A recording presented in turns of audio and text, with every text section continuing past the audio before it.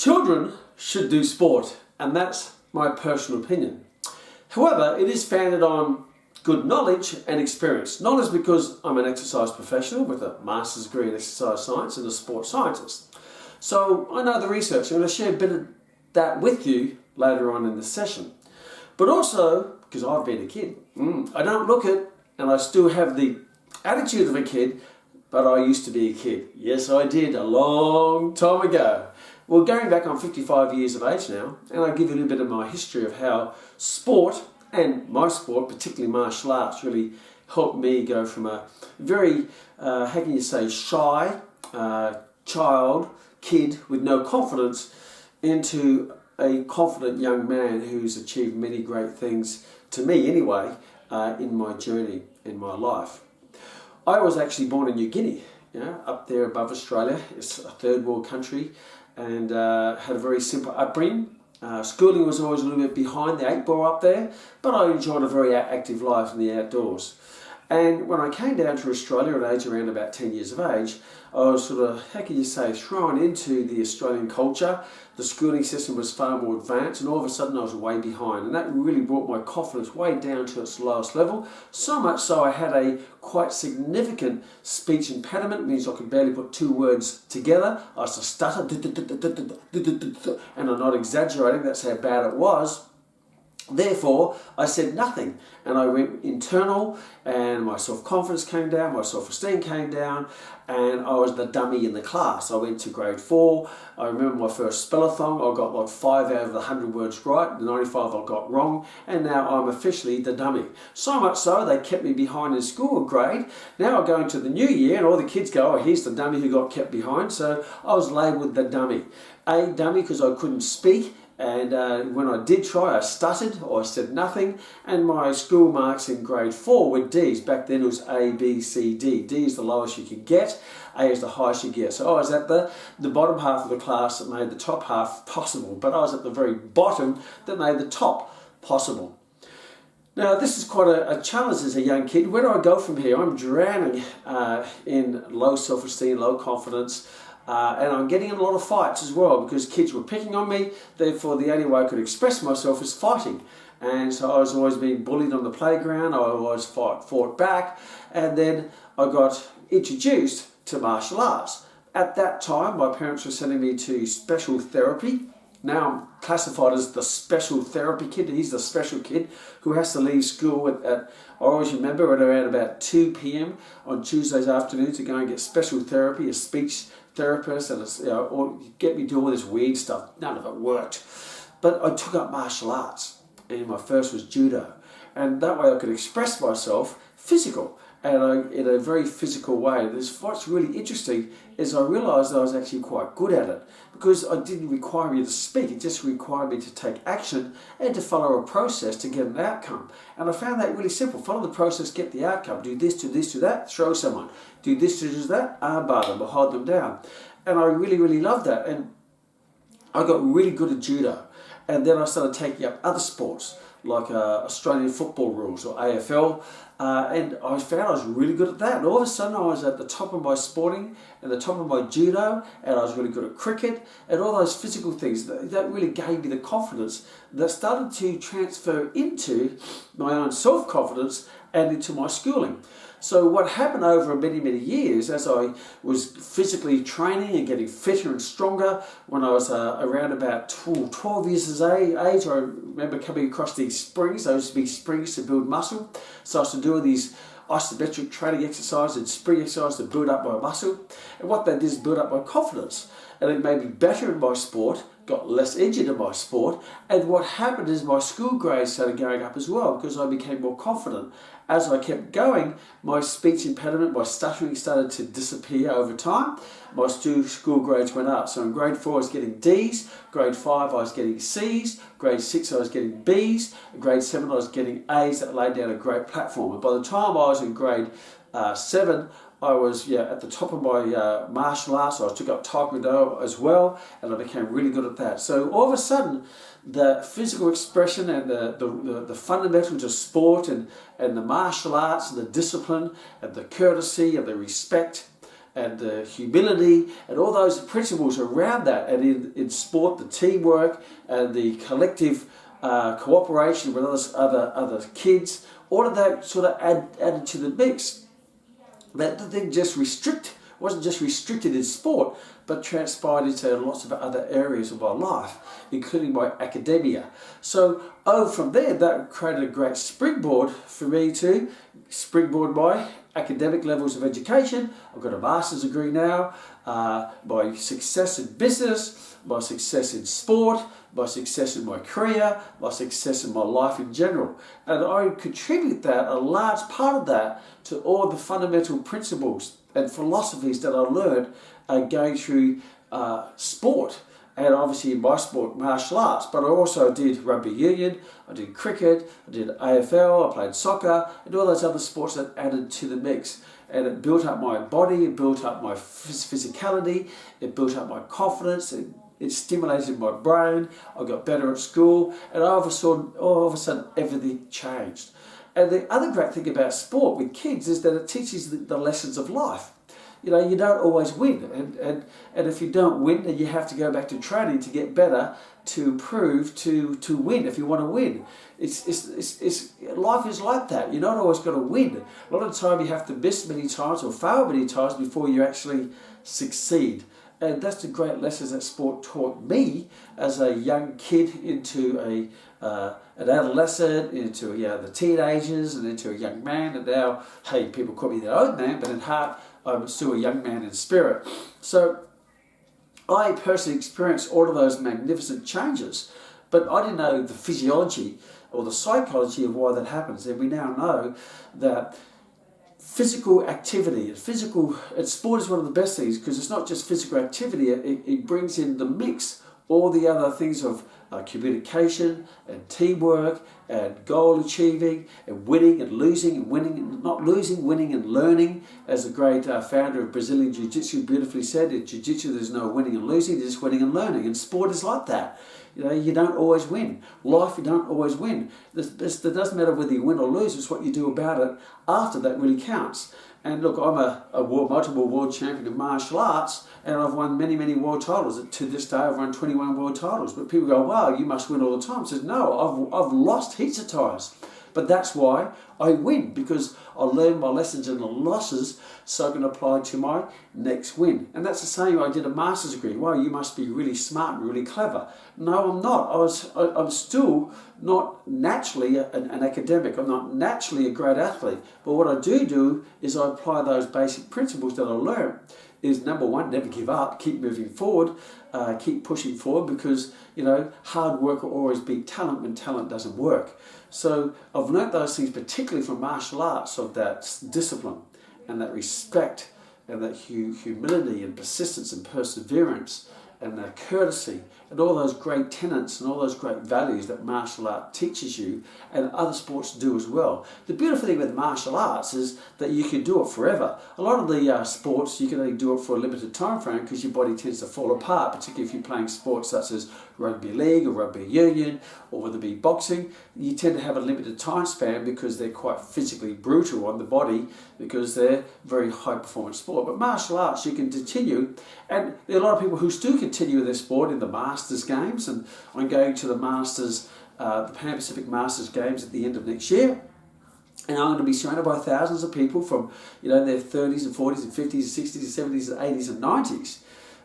And even into the hundreds, who are still doing their sport because it adds so much value to their life, not just from a physical point of view, but from a mental point of view. Because we know exercise stimulates what we call brain-derived neurotropic factor, which is like fertilizer to the brain. So exercise actually makes you smarter. It actually connects and grows your brain cells, and actually fights against dementia and Parkinson's and Alzheimer's and mental health challenges and depression. We already know that. It keeps your mind in a positive mindset. You never do an exercise session and come out negative. You come out feeling good after every exercise session. So if you have children, me being a child and experiencing the magnificent benefits that sport and exercise and resistance training has helped me in my journey, I highly, highly recommend, and I would even call it essential, that kids do some form of sport, something that they love, obviously, that puts a bit of stress on the body, a stress on the mind, because pressure makes diamonds, and stress is a good thing if it's a positive stress pointed in the right direction. And if you get them involved in that, they're going to challenge their mind, challenge their body, challenge themselves to become better. And that guarantee will transfer over to other aspects into their life, because that will build their character. And if you can find a tool that builds their character, then that character will go into all the other important aspects of their life, whether it be in family or relationships or career or school, or when it comes to sport, or whatever it might be. You're always going to take your character with you. Because I built such a great character through my sport of martial arts, I could always handle things, no matter, even if they were new things I never experienced before, but I had the strong character to handle it and push through it, to respond to it, not react to it, in a positive way, to keep moving forward. Because life is going to serve you curveballs, and it's going to throw poo in your face, and it's going to knock you down. But if you have the character, you keep getting up and keep moving forward. Keep getting up and keep moving forward. Because in life, the only time you fail is when you quit, or if you don't start. So if you build that character to go through, for example, in the great thing of martial arts, you can go through the belts, the white belt to yellow to orange to green to blue, the brown, the red to black. So that kicks in. Sometimes you get pushed back and you've got to get back up and push forward and keep pushing forward. In sport, you've got to keep pushing through each game, each training session, each season, to go to the next season, to be better, to go up to the next level, go to the next level. And in that journey, it's not just about playing sport, but it's also important to get fit to play sport. So what I learned at an early age is it's not just doing judo or doing taekwondo, or later in life doing kickboxing, or playing rugby, or playing rugby league or rugby union or rugby cricket. They were my main sports. But then I didn't go to training to compete. I would train to go to training to compete. So I started to train in my own time. So I decided to build my body up to be strong for my sport. So I started doing resistance training. And I started off with the springs and the push-ups and the chin-ups and the isometric work. And that led down to doing formal forms of strength training. And some people still believe now that strength training shouldn't be given to children because it stunts their growth or deteriorates or breaks their epiphyseal lines, which is their growth plates, which we now know from the research that's just not true. You want to get your kids strong to play the sport. Don't get them to play the sport weak, because then they'll get injured. And we do know if you get someone strong by doing controlled resistance training, obviously following the guidelines of safety for children, and they get strong, then they're going to not just enhance their sporting performance, but it will reduce their chances of injury. And when they do get injured, it will speed up their recovery. They recover faster because they're stronger. They've got better hormones and better physiology and better bone mineral density. Because strength training will, yes, it builds your muscles and it builds your strength and it builds your bone mineral density. And if you do that when a child is young, you're building a very strong foundation of physical strength and bone mineral density for them to use as a platform to grow from there. So kids can start strength training at any particular age, whether it be push-ups or doing some light dumbbell work, but always naturally under supervision with a obviously corrected design exercise program using progressive overload techniques. Because every pediatric and orthopedic association in the world and sports medicine association in the world now recommends that children do strength training, because they can get as greater gains in strength as an adult. They may not necessarily at a young age get the muscle hypertrophy or the muscle increase in size due to their lack of hormonal development, but they can still increase their strength through neurological adaptations or neuromuscular adaptations. And that's going to make them strong to play sport and strong to attack life and strong to withstand the stresses of sport. It's interesting that kids will express lots of stressful activities just in being a kid, climbing trees. Not that the kids do that anymore, but in my day we used to climb trees and monkey bars, fall off our bike, wrestle with your neighbours, play kill ball or Red Rover in the playground. A lot of them are quite physically demanding. So therefore, the body is expressing high amounts of force and experiencing high levels of pressure in different activities they're doing now, or they're parking down to a scrum or tackling their little teammate. They're getting a lot of force anyway. So the beautiful thing with strength training is you can control the environment, get them strong in a controlled environment with controlled movement patterns, with minimising or virtually eliminating any form of risk of injury, and get them strong so when they do go into an environment on the football field or the tennis court or the swimming pool where it's less controlled, where they're going to get tackled from the side or they're going to fall off their motocross bike, then when they fall off, they're going to be strong to withstand those awkward or unexpected pressures on the body.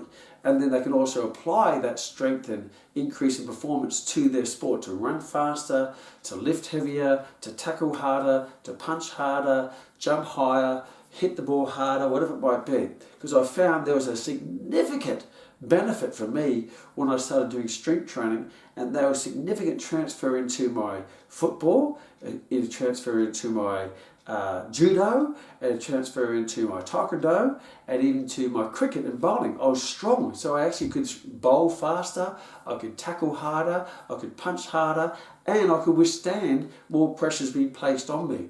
So it's not just the performance, but also the psychological development of the individual, because if you get strong in body, it's also that body is driven by the mind. Because when you go into the gym, you're lifting weight, you're driving the body to keep pushing, don't stop. And you don't stop when you're tired, you stop when the job is actually done. So for young kids from 5 upwards, you can actually do some activities, and obviously you want to, the best way to get a kid moving is to turn the exercise session into a game or an activity or a fun game or a competitive game or a sport or tag, and that way you can disguise getting your kids fit for the future. Because unfortunately children to this day, at this day and age, they're becoming more sedentary, more glued to the social media and their phone. And so we need to try to get that out and get them into the real world. The real world is around you, and get them engaged. And I think a lot of the time it's just creating the environment for kids to enjoy the great outdoors, to enjoy the sport. If you give a kid a football, put him on the field, he'll start kicking the football and running around. But you have to get him on the field. First of all, you have to have the field. If there's no field, no football, he won't go searching for it. So to create an environment that's conducive for activity and games and sport and all that, and you find kids who actually, I remember being at a fun run not long ago, and there was a little kid who was just left by himself, and he didn't have a phone or any social media, so he was just under this tree and he was entertaining himself. So he started jumping up and hitting branches, he started getting his stick and smashing the leaves, then he started playing sword fights with the tree, then he started climbing the tree, then he started swinging from the tree, and then because you left him by himself with a stick and a tree, then he actually found things to do. I know when I was a kid in New Guinea, growing up, I wasn't allowed in the house until after 6 o'clock. So I'd come back from school at just before 3 o'clock, and I was not allowed now. I could go in, to get a drink of water and an apple. That was it. Not a donut and a Coke or McDonald's and a Fanta. I'd go in, get water and an apple. And I didn't miss the other things because I weren't there. Then I'd be out of the house. I wasn't allowed in the house until 6 o'clock. So when I'm outside New Guinea, there's no TV, there's no mobile phones, there's nothing. Phones were connected to the war, and in New Guinea there was, even that had very limitations. We didn't even have TV back in those days. But I always found things to do. Go out and play in the bush, play with the local natives, go and climb trees, go and play some football, play some backyard cricket, whatever it might be. I always found things to do because I had nothing to do, so I found something to do. And that was a very physical environment for me because you had to do that. The other thing is on weekends, I had to be out of the house by 8 o'clock in the morning, and I wasn't let back in the house until 6 o'clock. So my parents would kick me out because they didn't want me just hanging around the house doing nothing, reading comics. They wanted to be out being active. So on weekends I had to find, so I'd go my next door neighbour with Peter Merv, would make canoes and go canoeing, would go hiking, would go and build things, would go and climb mountains, would climb trees, would go and climb mango trees and get the mangoes and go down to cocoa markets and try to sell mangoes to make a bit of money. But it was all physical. We'd go to the beach and swim out to the lagoon or whatever it might be. That's all we did because that's what my parents did. They just pushed me out there and then let the kids, creativity and innovation, and they'll find things to do if you give them the environment. But if you actually give them a social media connection, then that's where they'll go to. Take that away. So I can't really speak because I'm not a parent, but I have been a child. And I do know my upbringing was very conducive. It's not because my parents told me I had to play sport. They never told me ever to play sport. What they did is they created the environment for me to be active. And when you're active, you want to do active things. Never once did my parents ever say, take up football, or you should take up a martial art, or you should take up cricket. Actually, they were quite the opposite. They just left me to my own devices. My father never used to come in and watch me play my sport. But because I was young, I was always active. I seeked active things to do. And when I could find a seek active thing to do with other kids in a set competitive environment with teamwork, with all the other joys of winning and losing and comradeship and all that, then I was naturally attracted to that. So kids, in my opinion, should play sport because there's winning and losing, and that's what life's about. You get knocked down, you've got to get back up. You get injured. When kids get injured, that's a great thing to do because life will knock you down. So best they learn those lessons when they're young, when they're durable. And the best they break their bones when they're young, when their bones are like rubber or full of cartilage. And when a kid breaks a bone, then it teaches them a lesson to go and heal. The bone will heal stronger than it was beforehand. That's the beautiful thing with a kid going through that development. Bones heal stronger and their mental attitude will heal stronger as well. So yes, don't wrap them in cotton wool and put them in a bubble and try to protect them. Let them go out there and experience life at a young age where it's not going to be life and death. And that's going to build their character. So when they're faced with bigger challenges in life, whether it be life challenges, whether in career challenges, relationship challenges, marriage challenges, financial challenges, when they deal with those big challenges, if they're not prepared at a young age to build that character, to prepare them later in life, when they get them later in life, and they will come, they will just be knocked down so fast. Their self-confidence, their mental health will take a beating. And this day and age, there's lots of people unfortunately suffering from mental health challenges and for a variety of reasons. But if you want to prepare your child for those bigger challenges in life, give them the little challenges when they're playing sport where the consequence isn't so dramatic. It's just losing a game, having a cry in the corner because you lost the game, and then you say, okay, good old kid, have a cry, now let's go back to training and let's go again. Because that's just a part of the game. That's how it is. So, I always say, prepare them in the little steps before they have to take the big steps. Because if you don't prepare them in the little steps before they take the big steps, and they go straight to the big steps, they're going to start to tear hamstrings and hurt themselves and crush their confidence, and they won't want to do it again.